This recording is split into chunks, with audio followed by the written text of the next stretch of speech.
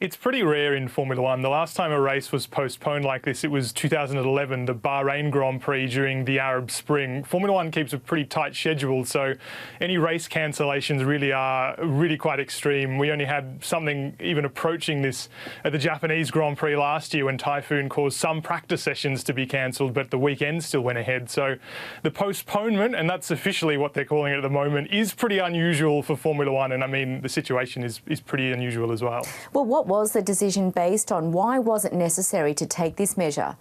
Well, first of all, it's about the timing. The reason the decision's been made now is because all the sea freight for the Chinese Grand Prix was due to leave next week. So that's really sharpened minds as to that situation. And of course, the prospect of going into China as it is at the moment with the widespread coronavirus is still unknown, because while it is several weeks away, the race, it's impossible, certainly for anyone in Formula One, to predict how that would go. So it really just came down to making a pragmatic decision, and of course it could have gotten better by the time we got there, but the prospect of facing up having to go to that race and then some people perhaps pulling out or teams not willing to go would have caused an even more difficult situation for the sport and for the race promoter. And so they've come together and decided that it's probably in everyone's best interest to postpone the race for now. And what impact will that have on the scheduling and logistics of the Formula One?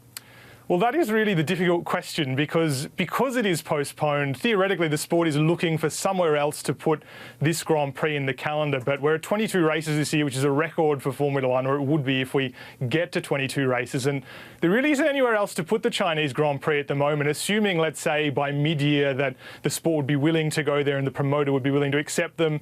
You're looking at maybe squeezing it in between 2 or maybe 3 other races. They're talking about maybe a triple header between Brazil and maybe Abu Dhabi, but imagine crossing 3 different time zones with all that kind of freight. Logistically, it's really difficult, and the teams would probably be protesting that. So in terms of the logistics, if they wanted to maintain this Grand Prix, it would be really quite a nightmare for the teams in the sport. Assuming, though, that it ends up being indefinitely postponed or cancelled, then it means the sport faces about a month with no racing, which is pretty unusual in itself for Formula One.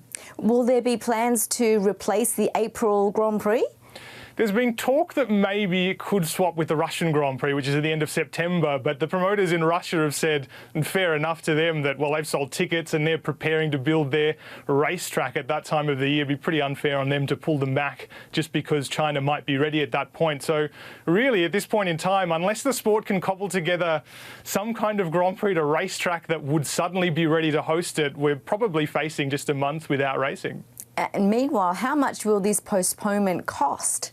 Well, that's a really difficult question to answer, because, I mean, the contracts are all confidential in Formula One terms, and the wording of the postponement is pretty particular in that the promoter has asked Formula One to postpone this race, which theoretically might avoid Formula One having to, let's say, refund the contract money to the Chinese Grand Prix promoters. So Formula One will be trying, of course, its hardest not to lose too much money in that regard. The sea freight would have been sent off next week, so in terms of a lot of the shipping, there shouldn't be too much money lost. And then, I mean, it comes down to things like cancelled flights, which are, of course, inevitable in this situation. So probably the cost won't be too significant for the sport and for the teams, but there will be that kind of cost with cancelling an event like this. And Michael, how might this affect team preparation? That'll be really interesting, because the Chinese Grand Prix is quite early in the calendar. It was only the 4th Grand Prix after Australia, Bahrain and Vietnam. So early on in the development cycle for the teams, it gives them a bit of a break after the flyaway rounds in Asia before they launch the European season. Gives them a bit of time to digest what they will have learned for the first couple of races and pre-season testing, and maybe start to change their development paths for the middle of the year. So it could actually have quite an interesting effect, purely in terms of the competitiveness of the series, because it's really unusual for the teams to have an opportunity to have such a long break, and it does mean that they'll be able to push that little bit harder towards the end of the year, when normally burnout starts to become a really big factor in the sport. Do you think other legs could also be postponed or cancelled due to the virus?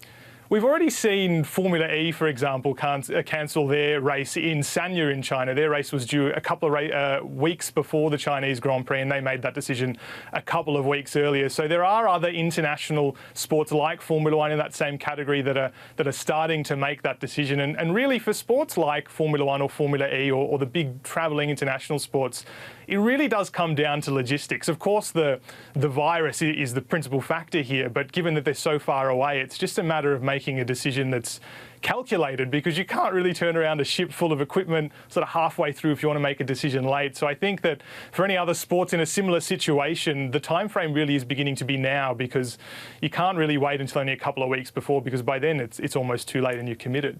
Indeed, so many factors to consider. Michael, thank you so much. Thank you.